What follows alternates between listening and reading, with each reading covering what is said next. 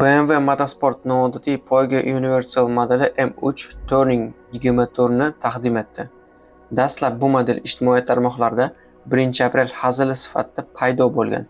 Ammo muxlislar qiziqishi shunchalik yuqori bo'ldiki, loyiha haqiqatga aylantirildi. Avtomobil 24 Horse Nürburgring musobaqasida qatnashish uchun maxsus yasalgan. Hozir u allaqachon tayyorgarlik poygalarida ishtirok etmoqda. Uning kapot ostida taxminan 600 ta ot kuchiga ega 3 litrli turbo 6 ta silindrli dvigatel o'rnatilgan. Shuningdek, osma tizimi, tormozlar va differensial ham takomillashtirilgan. Yuqori tezlikda barqarorlikni oshirish uchun katta orqa spoiler o'rnatilgan. Avtomobil maxsus versiyalar uchun ajratilgan alohida klassda qatnashadi. Jamoaning asosiy e'tibori esa BMW M4 GT3 Evo modeliga qaratilgan. Aslida poyga universal g'oya yangilik emas. Shunga o'xshash tajribalar ilgari ham o'tkazilgan. Masalan, 90-yillarda Volvo 850 bilan